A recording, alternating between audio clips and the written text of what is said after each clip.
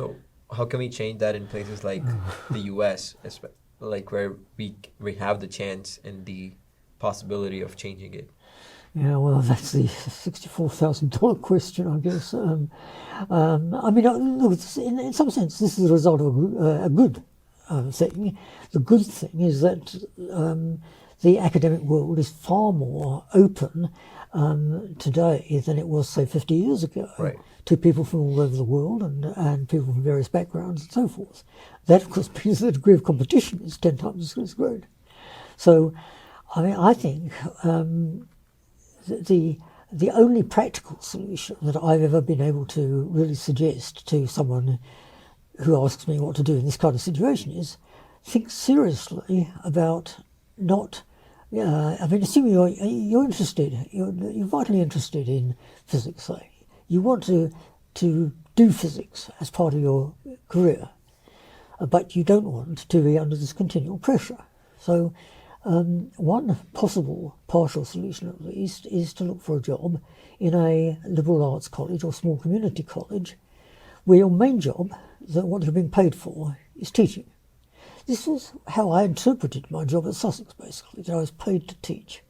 If I did my teaching conscientiously throughout the week, I could go home on Friday evening and think that I'd earned my salary, honestly. And then over the weekend, possibly, I could play around with the research problems I was interested in. The employment at a small, I mean, I have no direct experience of this, I have to trust people who do. But employment at a small community or liberal arts college does to some extent fulfill that condition. And it's very interesting that when you look back on the history of the so-called quantum foundations or quantum information field, basically, in some sense, this goes back, well, certainly in quantum foundations, quantum information is perhaps a rather newer thing, but the quantum foundations research goes way back to the 30s, basically.